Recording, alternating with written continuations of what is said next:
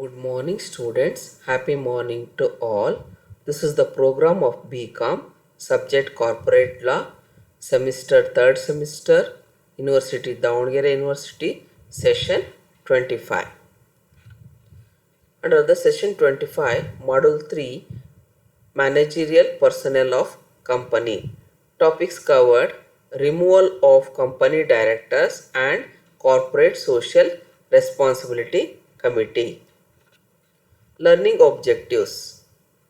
The main objective of this session is to understand the concept of removal of company directors and corporate social responsibility company. In the previous session, duties and responsibilities of a company directors. Session outcomes. After studying this session, you should be able to understand how to explain the concept of removal of company directors and corporate social responsibility committee. Now let us start with the removal of company directors. A director may be removed by the shareholders or by the central government or by the court.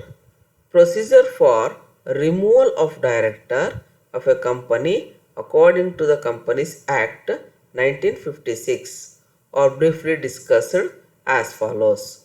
First one, removal of director by shareholders. According to section 284 of the Companies Act 1956, the company in general meeting may remove a director at any time by passing an ordinary resolution. The removal of a director or appointment of a director in the place of a removed director needs a resolution requiring special notice. Hence, the proposer has to send a notice to the company not less than 14 days before the meeting, and the company has to send the proposed resolution to the concerned director and the members.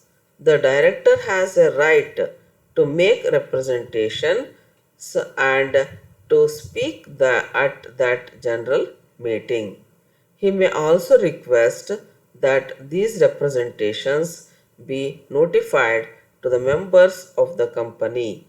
Under such circumstances, the company shall state the fact of the representation having been made in any notice of the resolution given to the members of the company and send a copy of the representations to every member of the company to whom notice of the meeting is sent, whether before or after receipt of the representation by the company.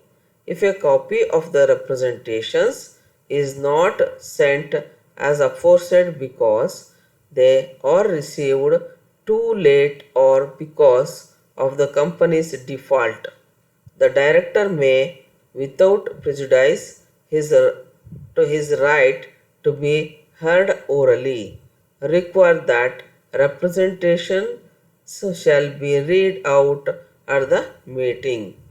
The removed director may get compensation or damages for the termination of his appointment if the vacancy is not filled at the same meeting. The board may fill it as if it is a casual vacancy, but the removed director cannot be reappointed. Second one, removal of director by the central government.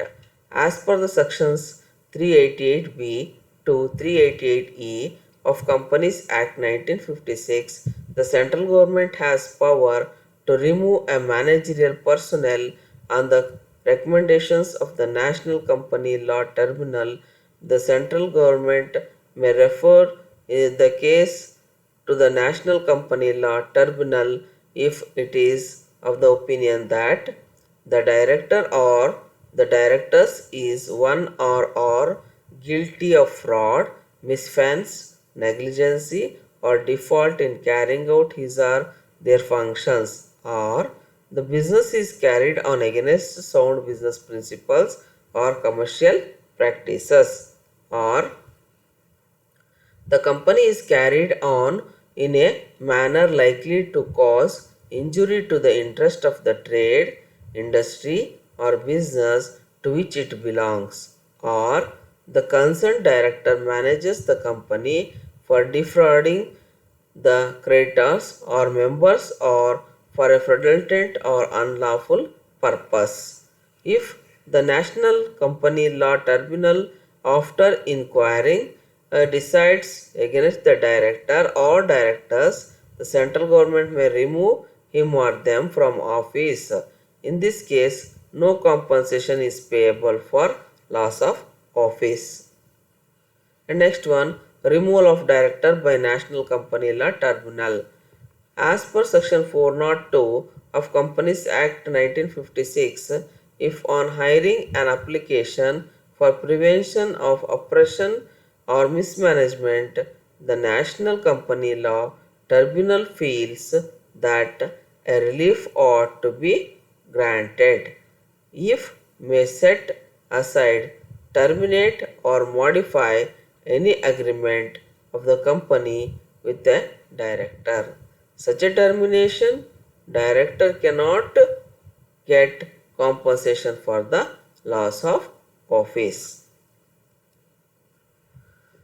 Next come to the Corporate Social Responsibility Committee. The CSR committee shall formulate and recommend a CSR policy to the board. CSR committee shall recommend the amount of expenditure to be incurred on the CSR activities to be undertaken by the company. CSR committee shall monitor the CSR policy of the company from time to time. The role of CSR committee is as under. The first one is formulating and recommending to the board CSR policy and the activities to be undertaken by the company. And second one, recommending amount of expenditure to be incurred on activities undertaken. Now, this is an end part of this session, that is summary of the session. The removal of the director in any company entirely depends upon the company itself and the director. The concerned director who is removed has to follow a procedure prescribed by the company board of directors or the shareholders in accordance with the provisions of the Companies Act 2013. This is about the session 24. Thank you. Thank you to one and all.